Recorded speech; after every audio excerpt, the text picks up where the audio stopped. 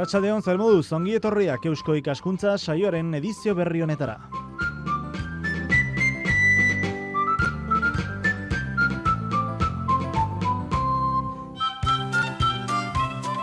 Badakizue ziur aski 2009 urteko ikerkuntzako Euskadi Sariaren epaimahaiak bere gizarte zientziak eta humanitateak modalitatean ohorezko ilondoko aitortza egin ziola aste honetan Antonio Beristain jaunaren lanari eta saria hainbat urtetan bere ikasle eta lankide izan den Jose Luis de la Cuesta jaunari eman ziola. Azken ostegunean de la Cuesta jaunarekin hizketan izan zen Karmele Aranburuk bere berrikerketa saioan, batipat zorionak emateko, nola ez? Hauexek izan ziren ikerlari honen hitzak.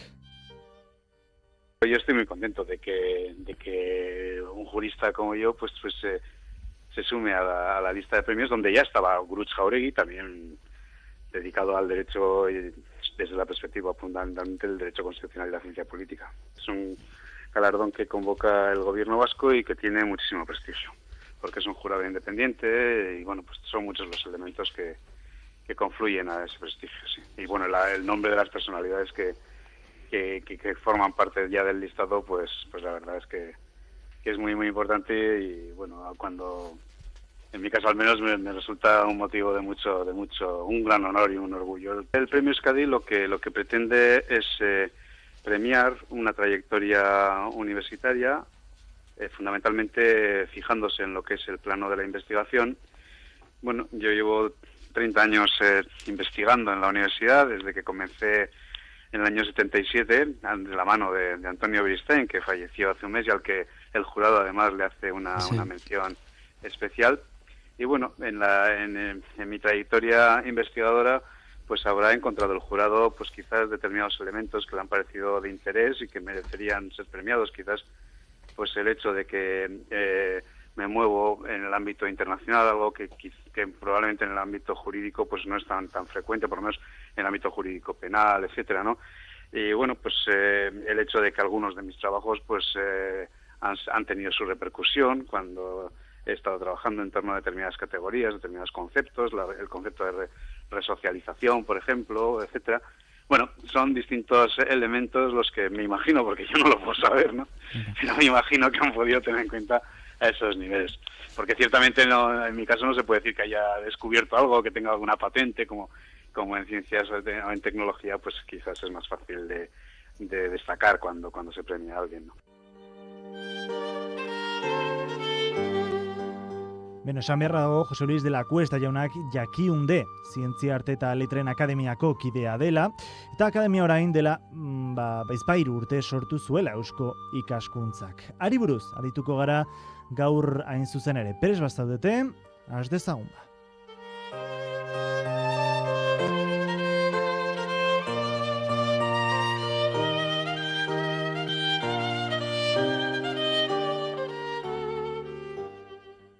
Beno, ongi etorriak emango dizkegu Jesus Zugalderi, bera fisikari, kimikaria eta jakiundeko kidea. Jesus, arratsaldeon. Arratsaldeon. Eskerrik asko hementxe izateagatik. Ondo iruditzen bazaizu, aste honetan bertan ezagutu dugun albiste edo iragarpenarekin hasiko gea, hau da 2009 ikerkuntzako Euskadi Sariaren epaimahaiak, bere gizarte zientzak eta humanitateak modalitatean ohorezko ilondoko aitortza egin dio Antonio Beristain jaunaren lanari eta saria, hainbat urtetan bere ikasle eta lankide izan den Jose Luis de la Cuesta jaunari eman dio. Jose Luis jakiundeko kidea, ez da? Jakiundeko kidea eta lagun hona gainea urtetatik izautzen duena eta ondo mereziatuen saria da nire ustez gainera. Hori izan nizun merezita beraz. Jakina, ala eta guztiz ere ez da bakarra, gero agian izango dugu honi buruz hitz egiteko aukera zabalagota, eta aipatuko dizkizut jakitunen artean zenbat sari banatu diren, ero jaso izan diren aurten iaz, 2009 urtean inkustu. Zure ezagutua zenun Antonio Beristain? Zeharkanik Euskal Herriko Unibertsitatera etorri nintzanean bera ustioia erretiru hartuta ero hartzekotan zegoen eta orduan ez nuen aukerarik izan ura ezagutzeko. Baina bera zuzenbide fakultatean egiten zuen lan, abokatua zen. Bueno, deretxon zuzenbidean lizentziatua eta profesorea eta ni kimikaria bai naiz. Naiz eta albuko fakultatean izan gure lana nahikoa ez da, nola esan, monjeek egite duten xamar antzerakoa da, norbere txokoan zartuta eta relazio hondirik. Ero gutxinez oso esturik ez dugu izaten aldamenekoa erekin. Eta gainera aldameneko fakultatearen onda alik eta gutxien izaten da oraindik. Baina bai zeharka ezautzen nuen jakina, zona hondiko pertsona zen, oso ezaguna, eta behin edo behin uste du gainera izan nuela aukera berarekin hola hitz egiteko. Beno, jakiunderi buruz hitz egiten ari gara, zer da jakiunde? Noiz eta nola sortu zen?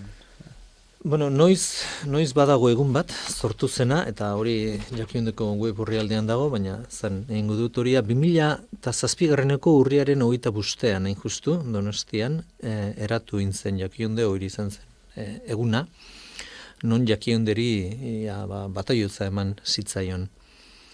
Eusko ikaskuntzaren ekimen bat izan zen hau, eusko ikaskuntzaren eraginez, eta euskal hizkuntza eta kulturak finkatuta dauden lurraldeetan akademia bat izateko edukitzeko beharra ikusi zen, eta unibertsitate guztien laguntzaz zientziak, arteak eta letrak sustatu eta zabalduko egingo zituen akademia bat eratu egin zen, zeini jakiunde izena eman zitzaion. Eta akademikooi eman ziuten jakitunok izena, jakitunak.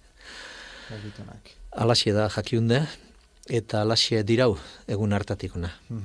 Baina zergatik erabaki zuen eusko ikaskuntzak, jakindu esortzea, behar baten premia edo? Beharran itxuraenez eusko ikaskuntzak hala ikusi zuen,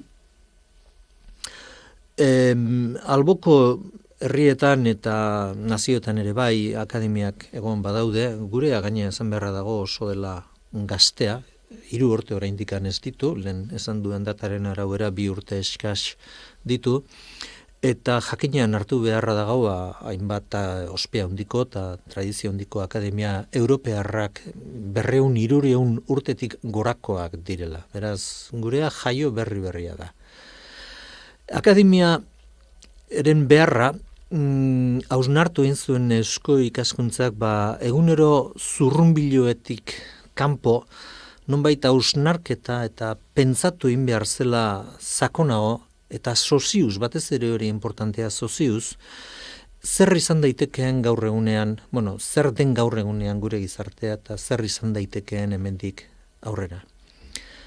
Eta hemendik hainbat urtetara. Eta hori baino alegia importanteagoa da, hausnartu egin behar dela, eta baita ere erabaki jakina, zer egin daitekeen gaur, lehen ikusitako, gomutako gizarte hori eta zer izan hori, izateko gaur zer egin daitekeen, zer egin gaur ara iritsi gaitezen. Hortarako eguneango zurrunbilotik at egin behar da hausnarketa. Eta hortarako akademiak dira, hala dira Europan, hala dira Estatu Batuetan, hala dira Asian, hala izan dira urte askoan lekurik aproposenak hori gauzatzeko. Eta hori dela eta eusko ikaskuntzak ekimena hartu zuen akademia sortzeko eta egiteko. Azken helburua zein izango da? Kideek elkarrekin hausnartzea, beraz, iritziak ematea? Izan ere, bada hori, eta zeregina akademiarena, jakiunderena, lehenengo eta bigarren uste du izan genuen bileretatik, plenoetatik atera egin zela, ez? Horla, hitzen borobilean esan da, hitz borobilekin esan da, zientzia, arteak eta letrak sustatu eta zabaldu. Kalitatean oinarrituz eta bikaintasuna bilatuz. Hori izango litzateke helburua. Hausnarketa analizi eta diagnostikorako kalitate goreneko aholkularitza erakundea izan. Hori da izaera, zer izan behar duen akademia. eta zientzia, arte eta letren komunitateetan eta baita gizarte osoan ere, biak agertu eta azaldu. Hori izango litzateke akademiaren zerigin berezia, prezizua, hain justu. Eta horrekin batera baloreak, ez da? Baloreak jakina baditugu, baina baloreak akademienak horiek ez dira atzo gauekoak, esan dizulden hain badirela akademiak 200 urtetik gora dituztenak. Eta ez da asko hausnartu behar konturatzeko balore importanteenak akademia batenak direla lehenengo esklusiboki izaera intelektualak eta akademikoak markatu behar dituela honen iharduerak, ezta? Gero, nonbaitetik ere egiatasuna eta kalitate exigentzien mendekoak izan behar direla, bai bertan dauden jakitunak eta baita akademiak egiten dituen iharduerak. Berrikuntza eta espiritu kritikoak gidatuz noski, eta hausnarketa sakonetan oinarrituta, momentuko tendentzia eta presioen gaindi. Hau importantea da, lehen esan dizudan eguneoko zurrunbilutik, eguneango zurrunbilu hortatik puzkat egon eta handik hausnartuta ikusi zer den eta zer izan daitekeen. Jakina, jakiunde, euskera errotua dagoen lurraldeetako akademia denez, euskararen erabilerari eta sustapenari ere atentzio berezia eman behar dio. Eta hala egiten diardu. Nola estrukturatua esate baterako akademia hau lehendakari bat du, Pedro Miguel Etxenike, eta gaurko lehendakaria, eta ze beste... Akademiaren estruktura, arkitektura, oraingoz sinplea nahikoa da. Alde batetik akademia hau estelako akademia handia, gu ez gara jende asko, 45 jakitun baino ez dauka. Txikia beraz. Eta gaur egun duen estruktura da, presidentea da, akademiaren buru, Pedro Miguel Etxenike doktorea, fizikari ospetsua da, hain zuzen ere kargu hau duena, eta gero beraren inguruan, berari aholkuak emateko du maila, guk esaten diguna mai bat, eta mai hortan daude 6 jakitun, oso kerrespanago, 7, gero du diruzain bat, idazkari bat, eta idazkari teknikoa. Eta hori izango litzateke, hori da, ez litzateke, eta hori da, jakiunderen agintaritza, gaur eguneko agintaritza. Zeintzuk osaten dute, jakiunde, emat disiplinetan ospetsuak diren pertsonak, ez da? Bai, 55 hola ipatzea banan nahikoa izango litzateke, baina beste Bernardo Atxaga daukagu, Maria Baio esate baterako, lehentzuk aipatu duzun Jose Luis de la Cuesta, Bill Douglas, William Douglas, Euskal Diasporaren ikertzaile eta jakituna. Beste Javier Etxeberria dago, Pedro Miguel Etxenike lehen aipatu duzuen bezala, Esther Ferrer, Jose Antonio Garrido, Jan Arixelar, azkenengo ampliazioan zartu izan dena, Maite Lafourcade, Maria Zunlanda, Donostiarrak ondo ezagutzen duten Xabier Lete ere bai, Jon Markaide, ez da inezaguna, baina astrofiziko oso ospetsua da, Valentziako Unibertsitatean egiten du lan, baina bere izate Elgetakoa baita, Luis de Pablo, Jose Ramon Recalde, Miguel Sánchez Hostiz, Jose María Setién, Inma Sara, Javier Tejada, eta gero, esate baterako, Montxo Armendariz ere, bada, bai, jakina, Itziar Reiestaran, Jose María Asúa, Juan Colmenero, Félix Goñi, eta gero errektoreak ere, bai. Hemen daude, bai, Euskal Herriko Unibertsitateko 7 errektore. Denak Euskal Herrikoak ez dira, UNEDEkoa ere badago, eta jakituna da, eta bileretara etortzen da, gainera, parte hartzen du gainera nahiko maiz. eta beste 6 unibertsitateko, Euskal Herrian dauden 6 unibertsitateko errektoreak jakitunak dira. Zein izan da unibertsitateen papera edo rola akademia honen sortzean? Lehenengo lotura egitea.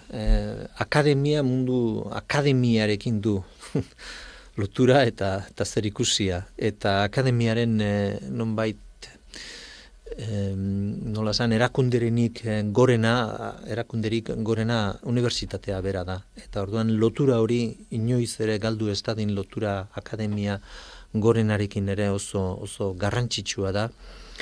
Eta gero bestalditik ere errektoreakan izan da jakiunderi ematen dio gaitasuna eta bideratu egiten dio gainera unibertsitateak jakiundek bere dituen helburuak egin ahalitako koordinazio lana erraztea. Oso importantea da beraz horiek egon daitezenan lan bera ez dezagun egin herri hontan 5 pertsona diferente ero 5 erakunde diferente. Koordinazio lana hori oso da beraz importantea. Esaten duzu, Europako Akademien eredu aurreratuenetan oinarriturik dagoela jakiunde, zergatik esaten duzu hori? Bueno, lehenengo eta behin akademiaren tradizio oso importantea da ikastea. Eta zerbait egiten denean oso da importantea jakitea, ikastea, zer egin den lehenago horri buruz. Eta akademia ez da gauerdiko kontu bat, ez da atzo gauerdiko kontuan jakina, eta orduan guk egin duguna da akademiaren estruktura egin baino lehenago ikusi eta ikasi nola egin izan diren orain arte dauden akademiak, martxan dauden akademia importanteenak eta baita ere dinamikoenak. Eta hortan hain zuzen ere oinarritu egin dugu gure estruktura eta gure egin bete beharrak batez ere. Konkretuki zeintzuk hartu zenituzten erreferentzia bezala edo? Norvegiako akademia izan da importantea, iaz izan genuen hemen Donostian bertako presidentea eta arek asko erakutsi zigun, eta gero hartu ditugu beste hainbat irizpide eta baita ere idea batzuk bai Eskoziako akademiatik, eta noski ezin dugu ere ahaztu akademia alemanak ere, Leopoldina Akademia Frantsesa eta Royal Society britanikoa ere oso garrantzitsuak izan dira guk egin dugun estudioan guk gero gurea egiteko. Azken finean beste herrialdeekin ere maila batean izateko, ezta? Maila berean saia izango da baina. Denbora kontu ere bada, ez dugu ezan behar hendikan guk 3 urte igaro behar ditugunik besteen maila hartu ahal izateko, baina desde logo 3 urtetan ezin gara iritsi orain Leopoldina Akademiak 3 urtean hartu duen tradizioa eta ospera, ezta? Baina pertsona ospetsuak ere da euskazue zuek, eta lehenago ere aipatu ditugu sarean kontua, zenolako sareak dituzten jakitunek hemen jakiunde akademian, ez da?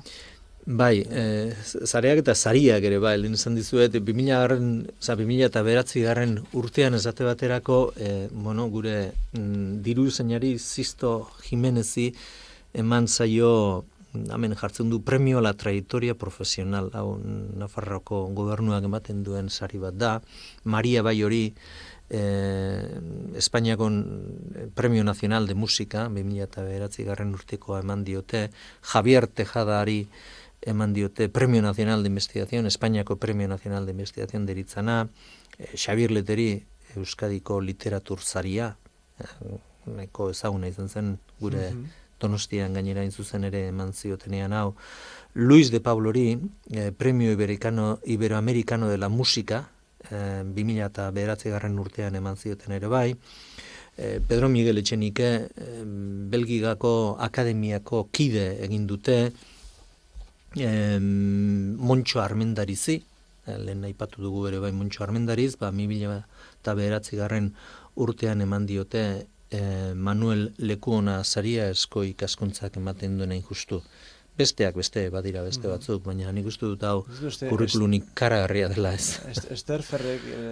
Esterrek sarien bat jaso zuen, ez dakit horrengo urtean edo 2009 urtean izan bazen, ez dut nik hemen apuntatuta. Agian 2008an izan zen. 2008koak ez ditut ekarri zen, eta oraindik zerrenda luzeagoa baita. Eta agian ordu osoa emango genuke haiek irakurtzen. Nigola, perla giza ekarri dut bakarrik, erakusteko giza ekarri ditut hauek. Ondo da, azteko, eta beste herrialdeekin batean izateko ez dakit, orain txertan, baina urtetan zehar posible izango da, seguru.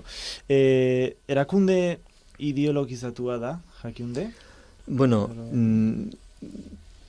ez borobilki gainera, zeren eta nonbait lehen esan dut gure baloreen artean lehenengoa da, injusto, esklusiboki izaera intelektual eta akademikoak hartzen direla kontutan erakunde honen partaide izateko. Jakiunderen baloreik importanteenetariko bat, importanteena agian esango nukenik da independentzia. Bai botere politikotik, eta bai botere politikoekiko, eta baite botere ekonomikoekiko ere bai.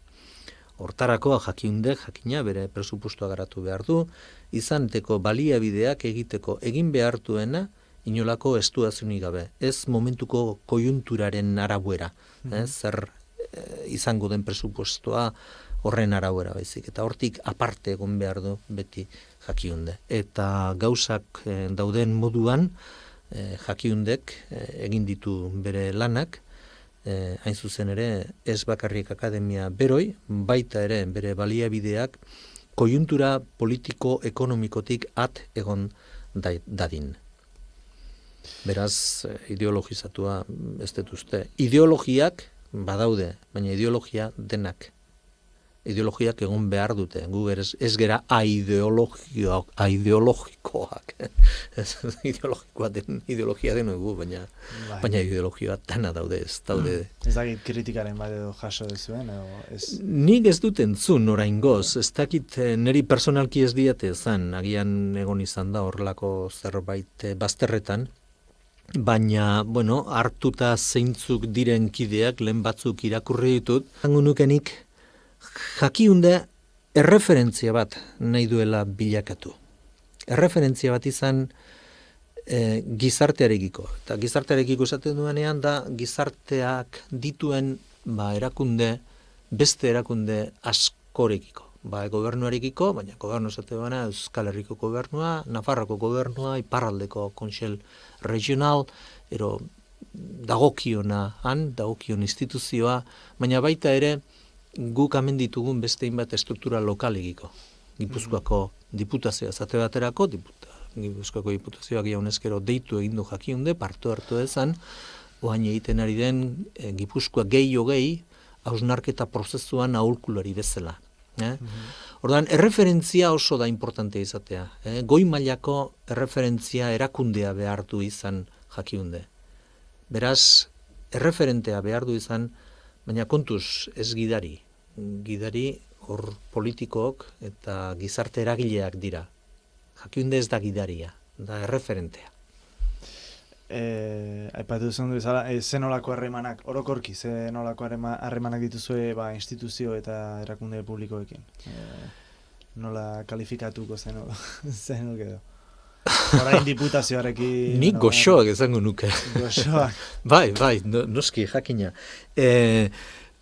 Kontutan arrezazu gohandikan jaio berriak garela 2 urte baino ez dugu, eta aurreneko gobernu jaiotzen ikusi gintuen, nola jaio ginen ikusi gintuen, eta oraingo gobernuarekin lehenengo harremanak izan diraia, eta nik uste dut oso bide honeti doazela, gobernuak ere ikusi du jakiundek duen papera, jakiundek duen bete beharra, gizarte honetan, esaten duen gobernua, esaten duen ari nintzen, Euskadiko gobernua. Esan ditugula harremanak horiekin, eta oso harreman onak dira. Eta beste horren beste esan behar du baita Nafarroko gobernuakin ere bai. Hau da,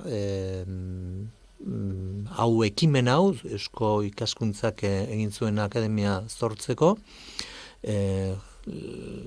aurreneko lehendakariak, Ibarretxe jaunak, sustatu egin zuen noski, Miguel Sanzekin batera, biok ados zeunden, akademia olakoa oso garrantzitsua zela, eta horretik sortu egin zen Jakiunde Akademia Eusko Ikaskuntzaren ekimenez. Iparraldeko agintariek ere gauza bere ikusi zuten, eta haiek ere sustatu egin zuten akademia honen sorrera. Gaur egun, Nafarroan ez da gobernua aldatu, eta beraz harremana beraiekin hildo hortatik doaz, adizke ditu, baina Euskadin gobernua aldatu eginda, eta gure harremanak beste gobernuekin... Diferentziarik ez. Diferentziarik, diferentzia badira, pertsona diferentea dielako, baina harremanak igualak dira, gutxienez, besteekin genituen bezainonak. Izan behar duen bezala ze gainera. Euskararen sustatzearen helburu hori ere, diferentziaren bat, gobernu honekin edo, ez?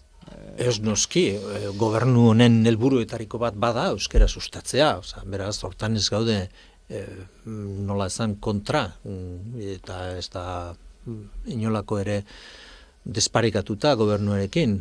Guk euskara sustatu egiten dugu, gure bileretan euskara hitz egiten da, gure dokumentuak elebidunak, ez bakarrik elebidunak, hiru hizkuntzatan gutxienez idazten ditugu, lau, izango nukenik, euskara noski, gaztelera frantsesa, eta agian ingelesez ere idaztea eta zertzea pentsatu beharko hendukez, eta badago euskal diaspora bat, zein nien hizkuntza lehenengoa askotan, ero bigarrena ingelesa beroi da, eta diaspora hori, bai Nafarroatik, bai gure komunitate autonomotik, eta baita iparraldetik joan egin da.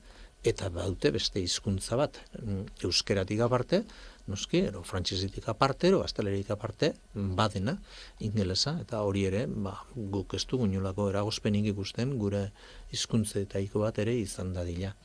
Baina, jakina, euskera da gure berezitasuna, euskera dagoen edatuta, edatuta dagoen lurraldeetan Jakiunde eratu da inoski, eta euskerari atentzio berezi bat egin behar diogu, atentzio berezi bat, ez du esan nahi beste atentziori ez diogula ipini behar noski. Honi berezia. Gizartea ideia eta informazioa nahikoa daukagun Jakiunderi buruz, beharra eta berezitasuna ikusten duen, badaude prejuizioak edo aurreiritsiak gizartean, agian elitista edo partista dela iruditzen. Elitista, Jakiundera izan daiteke horlako aurre iritsiren bat. Beste akademiei ere gertatzen zaien bezala. Beste akademiei ero futbol taldei bestelaxe, ezta? Errealeko jokalaria ez dindu inorrez, edor norrizan. Hortarako ez dago, lista bat apuntatzeko eta ni errealeko jokalaria izango nahi. Hortan esan daiteke errealare batzu pentatuko elitista dela, ezta? Gipuzkoako futbol jokalarik onena dodean. Elitista da hori. Ez dut uste hola, kaleko jendeari galdetu iten badiozu esan zaizu, errela elitista alda, lehenengo bietuko izute neko arraro bentsatu zenek, zen hundik noa datorren ez da galdera horrekin. Eta bigarrena da, elitista zentzu hortan, ez dela, baina bai noski kalitatea eta nonbait maila personal altuko kideak dituela Jakiundek agian gizki dago hori nire honek ezatea, baina tira. Baina batez ere horia gobernuak ere sustatu zuena Jakiundek eta gobernuek sustatu zutena Jakiunde eratu zenean, jakina gobernuak eman egiten ditu hainbat sari, bai zientziatan, bai humanitateetan, bai arteetan, bikaintasuna nabarmentzeko gizartearen aurrean. Behin saridun horiek dituela gobernuak, orain bigarren fasea saridun horiek aprobetxatu nahi ditu. Eta nola aprobetxatu? Bildu horlako erakunde pluridisciplinarra, disiplina anitzekoa sortu, eta eman lan bat, baina lana da hori oso generala, egin zazue hausnarketa, egin zazue zuek zue lana. Hori uste dut oso logikoa dela, gobernuak bere sarituak, bere saridunak aprobetxatzea. Bestela, Eta nola egiten duzute, azkenoko batzarran uste, azaroaren 20an Gasteizen ospatu zela, Bai. Orkide berriak investitu zen ituzen, ezta? Bai. Batzar berezia izan zen horreatik, lehenengo ampliazio egin zen jakinderena. Ordura arte ginen, 21 zera kide 27 beraz jakitun, eta orain 45 gera. Beraz, ampliazioa nahiko handia izan zen, eta horretik nahiko berezia izan zen alde hortatik. Baina jakiunderen lana egiteko modua da akademiak egiten dutena, jakina, lehenengo barne diskusio bete oten dira, txostenak doaz prestatzen, komisioak formatzen dira, komisio egite dute bere lana, eta behin hoi borobilduta dagoenean, plenora doaz, batzar orokorrera doaz, eramaten baitira dokumentu horiek, eta han, ematen zaio onespena, noski, beste eztabaida baten ondoren jakina, bai edez, ero atzera.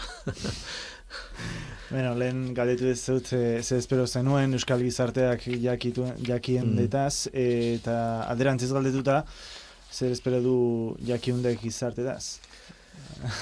Bueno, pazientzia lehenengo. Pazientzia. Gehiago ezagutzea ere, bai? Gehiago ezagutzea, bueno, hori gure lana da, nik uste dut guk ezagutzera emango garela, ez dut uste inolako arazorik izango dela alde hortatik. Eta bigarrena da, pentsa dezala, bueno, jakiunde akademia gaztea dela, oendikan ere bide luzea duela bere horretik, eta batez ere, eman diezaiola,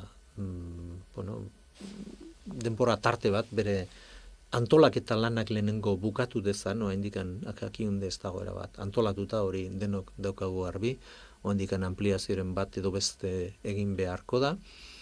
Eta bigarrenik, bakarrik pentsa dezala hori, 3 urte bakarrik ez dauzkaula, eta akademia, bueno, ez noa ezatera importanteenak, baina akademia ohiko bat, arrunta ez ezatearen Europan, 100 urtetik orakoak direla. 300-ekoak ere, lehen zendizuan bezala, badaude.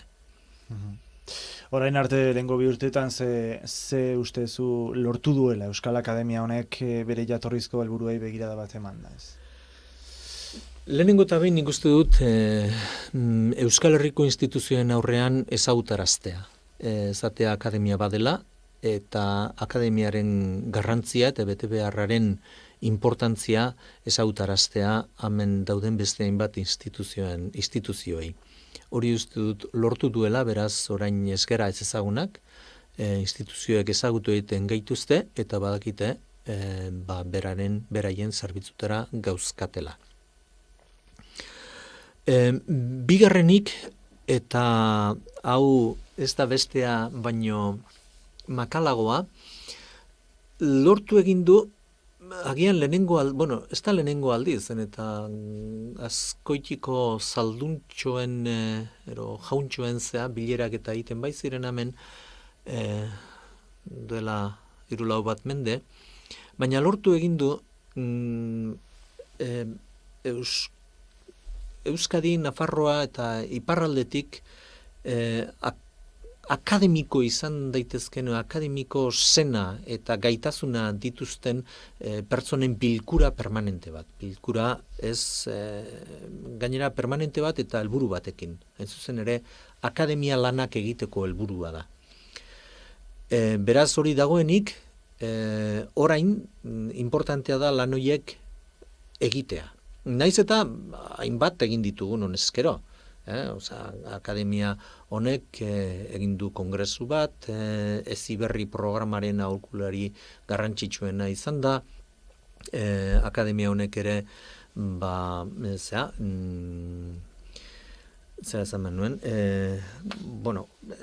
egiten diarduenak ere, orain momentuan ere baditu bere lanak, ez da oain hasi behar duen, eta ja martxan baditu bere proiektu bereak, eta hori ere nik uste gauzatu dela. Beraz, akademia zentzu hortan dinamikoa da.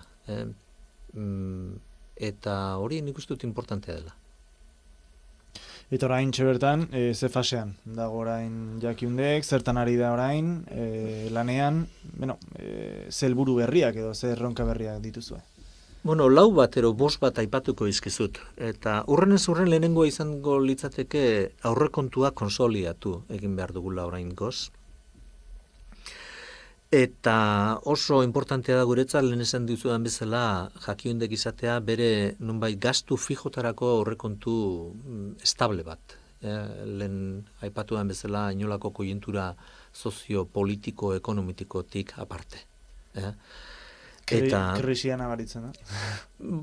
Krisian, egia esango dizut, ez da nabaritzen zen eta Jakiunderen presupuestoa oso da txikia. Da 100 aldiz txikiagoa Espainiako akademiak duena baino. 100 aldiz txikiagoa. Eta Euskadin gutxienez, Euskadi egin Nafarro iparralde ez gara gu 100 aldiz gutxiago biztanle. Baina 100 aldiz txikiagoa bada. Beraz, zentzu hortan ez dituzte gure inolako presupuesto handia denik, ez da gutxiegri txikia da. Eta alde hortatik krisia ez dituzte asko nabaritu dugunik. Naiz eta ez, eta gainera, esan dizudan bezala guk gehienok gatozela akademia unibertsitatetik, eta akademia unibertsitate horretan agian jendeak ez du ulertuko ondo, baina nonbait diruak ez xautzeko kultura oso sakona dago. Eta beraz hori gure, esatu den bezala, gure genetan dago zartu, eta beraz goazen inolako lekura joan da ere, ez dugu egiten inolako gastu ikaragarririk. Beraz, nahi dut izan honekin akademia nahikoa merkea dela. Beste helburu edo erronka? Beste helburu eta erronka importante bada sedea izatea, xede bat, etxe bat izatea, ez da akademia ikusi izan dadin batez ere. Importantea da hori, lehen esan dizudan bezala, orain arte, beste erakundeen aurrean Jakiundek bere burua ezagutarazi egin duela, baina oraindikan usteo geratzen zaigula herriarekiko, herri xumeagoarekiko ere hurbiltasun hori agertzea. Eta hortarako importantea da, gutxienez hori da, beste akademiek egiten dutena, beste akademien eredutan ere oinarritzen bai gara, izatea leku bat, non hori agerian egondadin edo norentzat. Eta ordan hori orain Jakiunde negoziatzen ari da, zein etxe izan.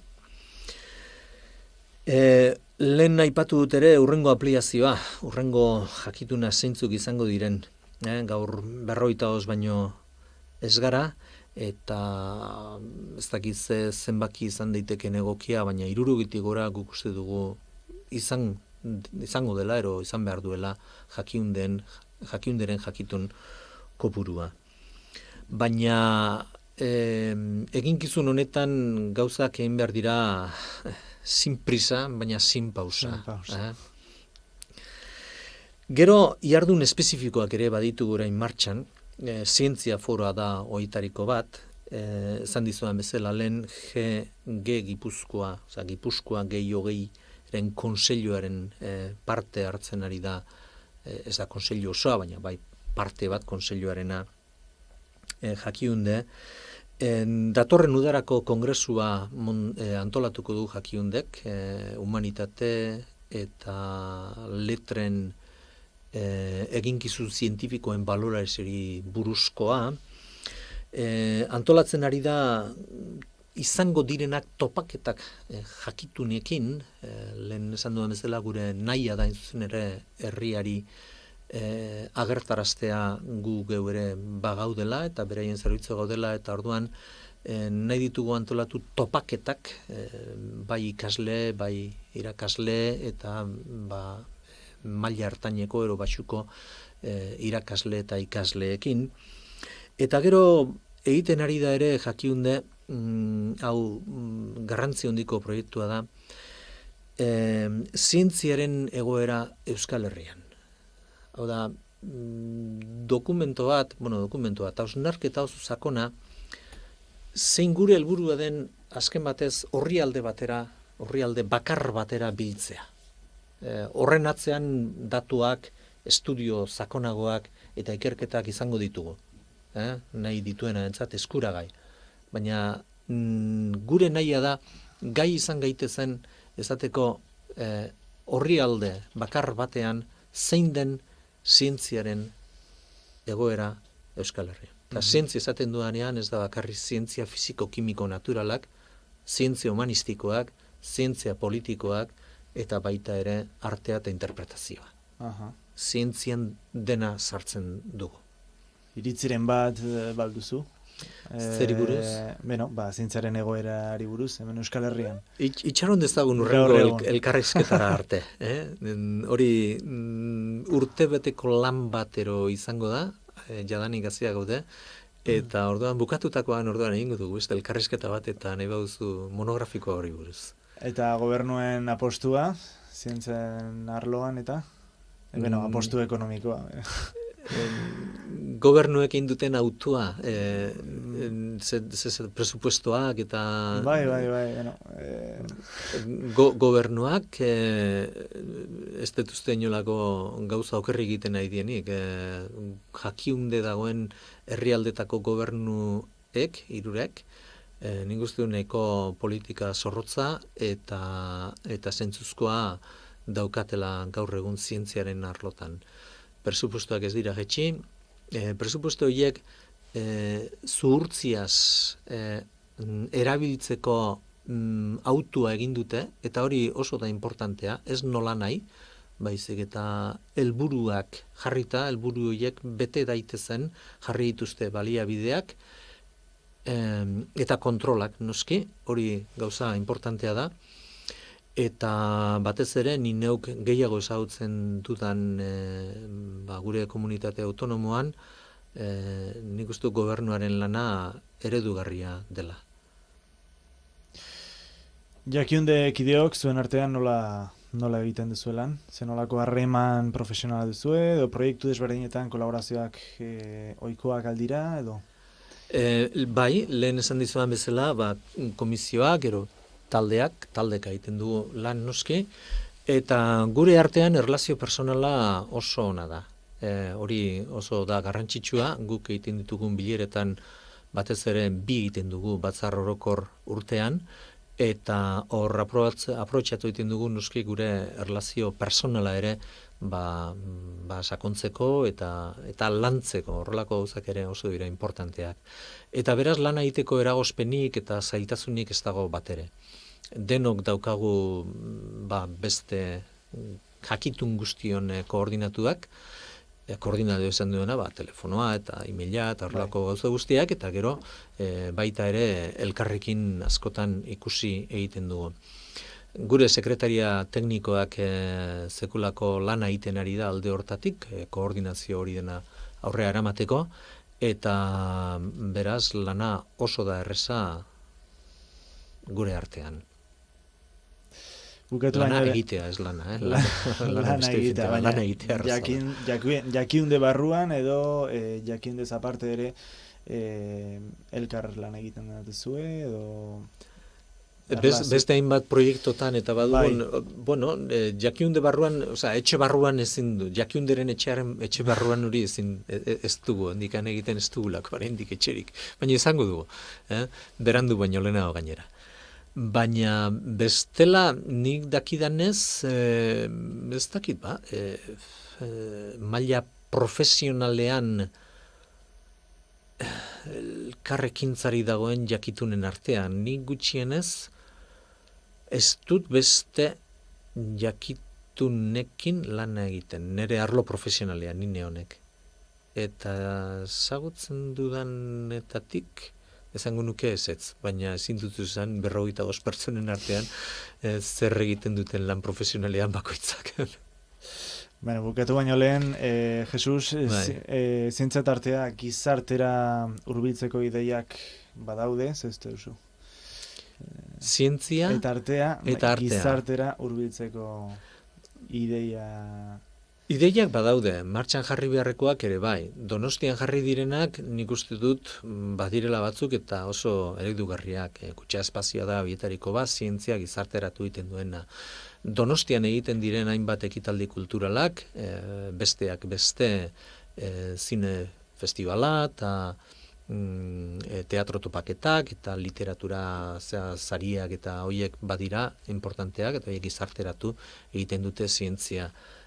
Euskal Herrian egiten den bertsolaritza, nik uste dut ere badela artea, gutxienez interpretazioa, eta hori gizarteratuta dago erabat. Donostian egiten den hain justu lana, Donostian gaudenez, eta herri irratia batez ere Donostia inguru honetan zabaldu egiten denez, oso errespanago, jakina badagoela gauza asko, ez bakarrik kursalean unibertsitate ekintzak egiten direna, baita DIPZ-ek, datorren urtean izango den Passion for Knowledge, programa hor dago ere, non ez bakarrik zientzia eta arteak gizarteratzeko helburua duen, baita ere zientzia eta arteak beraien artean ustarria eraikitzeko asmoa ere badu. Eta beraz, ni alde hortatik ikusten dut hiria nahiko dinamikoa dela arlo horretan. Beraz, aukerak badaude. Eta gogoak dirudienez ere bai, zen eta donostiarrek oso erantzun egokia eta animosoa ematen dizkiote normalean arrelako ekintza guztiei. Dirua falta da bint. Ez da diruaren problematika, ez da... Dirua problema da, baina dirua da baliabidea. Tristena izango litzateke ideiarik izango espagenu. Naiz eta dirua asko eduki. Eta hori espentza, badira lekuak non hori gertatzen den.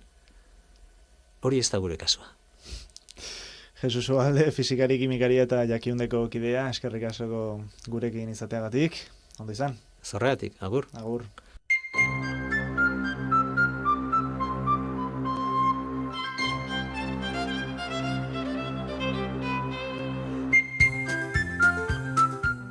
Bukatzeko eta agurtu baino lehen, gurekin harremanetan jartzeko bibide, lehendabizikoa Eusko Ikaskuntzako web orria, 3webikoitz euskogidoi-ikaskuntza.org, eta bestea helbide elektroniko bat, euskoikaskuntza@herrigidoiirratia.com. Besterik ez, datorren larun bat arte, ondo izan, aio!